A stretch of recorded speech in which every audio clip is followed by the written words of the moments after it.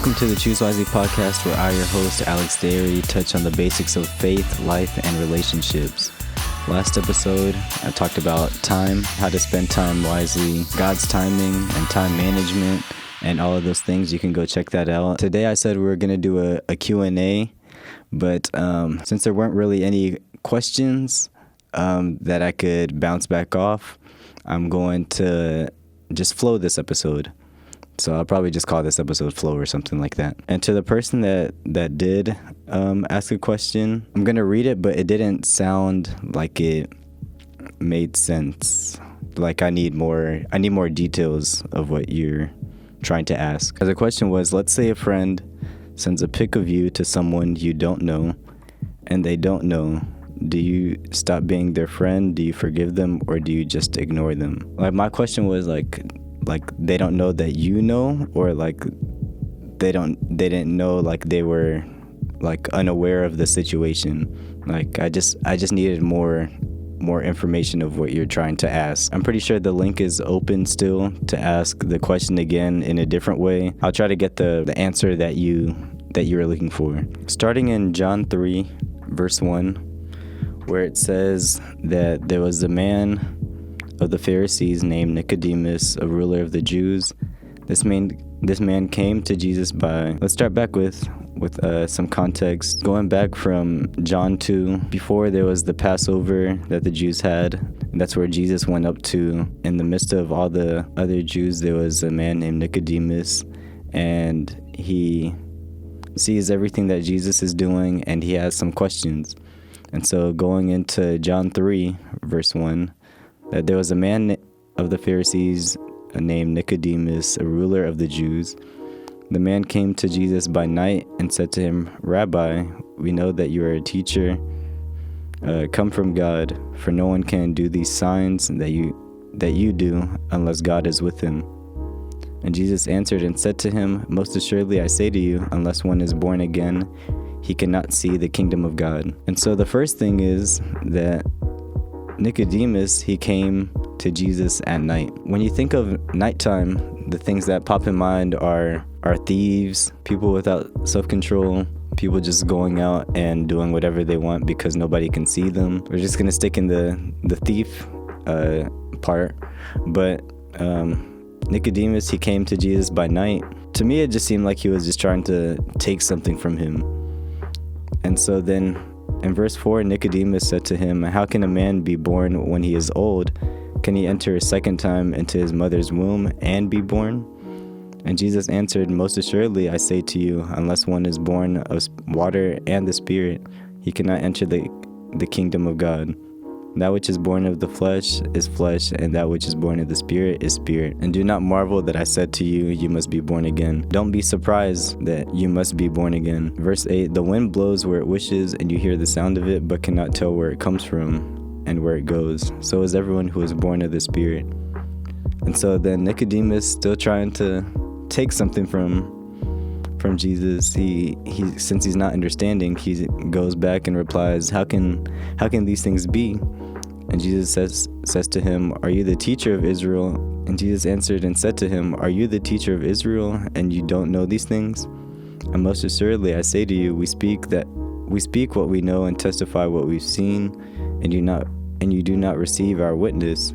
If I told you earthly things and you don't believe, how will you believe if I ever tell you heavenly things?" Nicodemus, he's pretty much just left to listen because Jesus has found him out. Nicodemus, as he's trying to figure out what Jesus is saying, and he's trying to come to conclusion of everything that's been taking place, he's still not getting it, because even if he is a teacher and he was to get these things, he probably just say the same thing and not even get it. But then the thing is, there's no certain curriculum is what Jesus is trying to say, because he says that the wind blows where it wishes, and you hear the sound of it, but can't tell where it's coming from and where it goes. And so is everyone who is born of the Spirit. The thing is, instead of being put into one box, Jesus is pretty much saying that you can't do this and this without doing this and this. So after Jesus has gone through these things, and he's been baptized by the water, and he's been born of the Spirit, and he's began the new birth. And now that the Pharisees, their whole lives, they've been praying, they've been fasting, they've been reading scriptures, they've been doing all of those things, but they haven't been born of the Spirit, or their eyes haven't been opened to the point where there's nothing left to be said other than to just listen. So then the Pharisees, they thought that they've done so much to the point where there's nothing else that can be learned, there's nothing else that can be taught of. So people have all of these things that they're coming into, and especially when it comes to the things of God, they're usually stick to one thing that's best, because that's what feels good, that's the best experience that they've had. So they don't want to venture out and experience something else. They'll serve in the church or they'll just play church, and then when it's time to go home, they're not fulfilled, or they're satisfied with the minimum. The next day hits, and well, it's still rice and beans, it's still chicken tenders and fries the next day, because that's all you got to carry. And so are they doing the work just to feel good for that one time, or are they doing that work just to pass by time and say that they did a good thing on Sunday, or that Friday or Thursday, whenever that they meet? Or are they doing everything unto the Lord? And so in Proverbs 16 I'll start in verse 1. And so it says, the preparations of the heart belong to man, but the answer of the tongue is from the Lord. And all the ways of a man are pure in his own eyes, but the Lord weighs the spirits. And then in verse 3 it says, commit your works to the Lord, and your thoughts will be established. And so when you commit your works to the Lord, it's not your work that's being established, it's not your name or your brand that's being established, it's your thoughts that are being established. Because once we think that everything is going right and going this and this way, and we think that it's all in God's plan, it's all according to God's will. Because remember, it says that the ways of a man are pure in his own eyes. So let's say, like this podcast, for example, let's say this one video of mine becomes viral. I'm like, man, I'm doing so good. I made it. I bought my mom a house, bought my mom a new car, I bought myself a new watch, I buy new clothes. I do all of these things that are looking like I've made it. All the new followers that I've gained, they're listening to all the things that I have to say, and the feedback is good. Everything has been going well for me. But then at the end of the day, this whole time I've just been giving out to people, and God hasn't said one word about it. And God didn't tell me to just keep going and continue to grow the following, or buy that new house, or buy the new car. He didn't tell me any of these things. And so then in verse 4 of Proverbs 16, it says, the Lord has made all for himself, yes, even the wicked for the day of doom. And everyone proud in heart is an abomination to the Lord. Though they join forces, none will go unpunished. And since the works haven't been committed to the Lord, that they haven't been sown into what God has said, then the thoughts that you've had of success, they've all just merged into foolishness and wickedness, and thinking that everything has been going well. But then at the end of the day, the devil's just sitting there watching, and he's like, yeah, he thinks he's done good, and he's done good here and there, but I'm gonna just sit there and wait for him. He doesn't know, his eyes have been blinded. He thinks that he's doing well. Just wait till I get my turn with him. And so it's not even the devil doing the work, it's just that their eyes have been blinded, and then they can't do anything to stop it, because they've put it in their heart that this is the way, and this is the only way.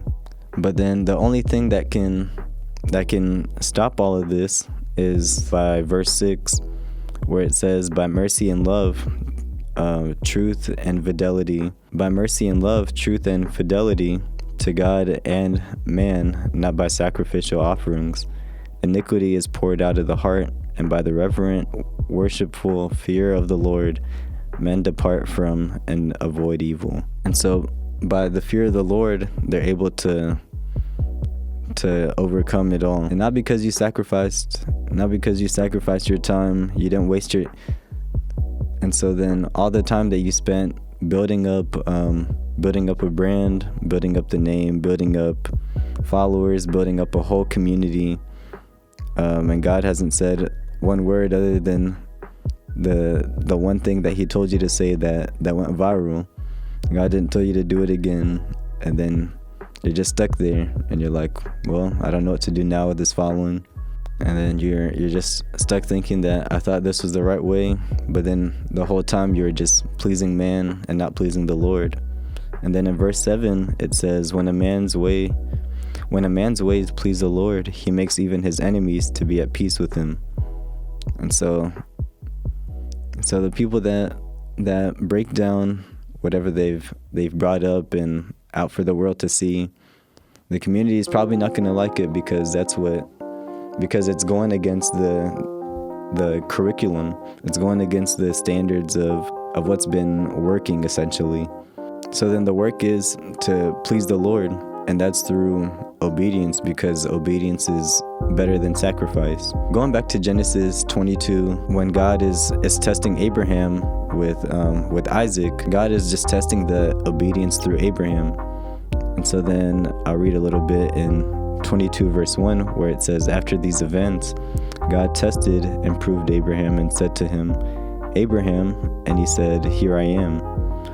And he said, take your son and your only son Isaac, whom you love, and go to the region of Moriah, and offer him there as a burnt offering upon one of the mountains of which I tell you. So Abraham rose early in the morning, saddled his donkey, and took two of his young men with him and his son Isaac, and he split the wood for the burnt offering, and then they began the trip of the place which God had told him. And on the third day, Abraham looked up and saw the place in the distance.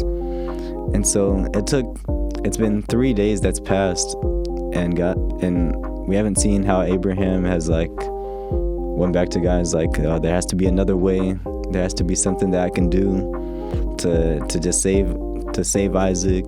I spent all this time doing all these things, and nobody's there to support. Nobody's able to change your mind.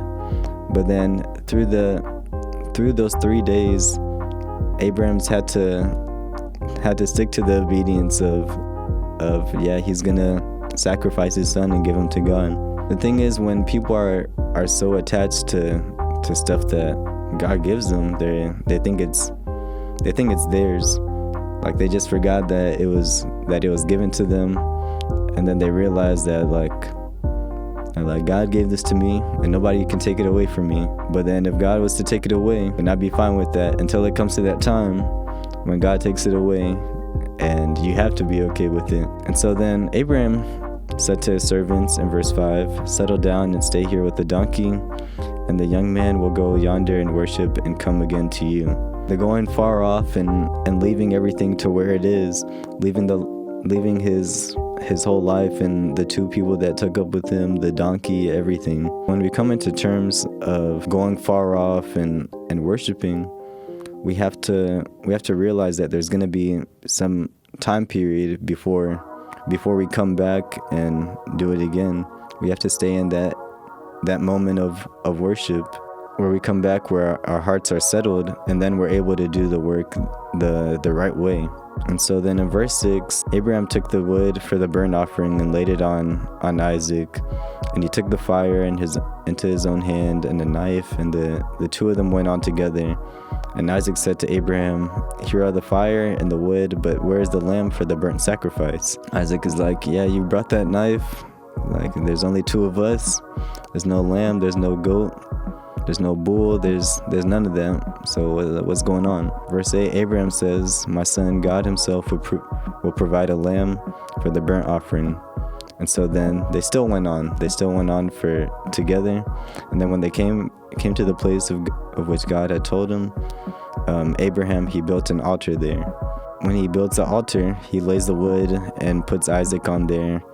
And then when Abraham went for his knife to kill his son, an angel of the Lord came to him and said, Abraham, he said, here I am. And then he got the lamb and they went back together. So then going back into committing your works. All the work that you do it all with your heart, and not for the people. Do it according to the Lord. And then it says in Colossians 3 verse 24, since that you know that you will receive an inheritance from the Lord as a reward, it is the Lord Christ you are serving. And so there's a prayer in Psalms 90 verse 12, I believe. And it says, so teach us to number our days that we may gain a heart of wisdom. Teach us to value the time that's been given, gaining wisdom and stature and in favor with God and with men. The whole idea of trying versus trusting is a factor in every decision that's being played. With everything that people try to do, they've come up with different ways of just trying to God appealing. Ecclesiastes 7 verse 29, it says, surely this only I have found, that God made man upright, but they have sought out many schemes. So then there's people that have been trying to scheme and trying to figure out how church works and do all these things. But God made man upright. Just let it be that way. The rest is going to flow. I think I'm gonna stop right there, because I think I've exhausted the point of trusting God throughout the past 5 episodes. Now that we're closing that out, we're moving on to the last song suggestions, where I'm going to place number 1 of Casting Crowns by Nathaniel Bassey. And then there's Daily by Ryan O'Fay, Limo Blaze, and Becca Folks. And then there's one of my personal favorites right now is Simple Things by One House and Anatoria. And then lastly for praise, there's Judah by Dunsin. And so yeah, that's all I have for today. Follow my Instagram if you want to go back and look at anything. It's going to be at choose.wisely.pod. All the visuals are on YouTube if you're listening to this on something else, on Spotify or Apple Podcast. There's no next episode that I have planned right now, unless my manager says something about it. So then, just keep going, keep your head up, and choose wisely.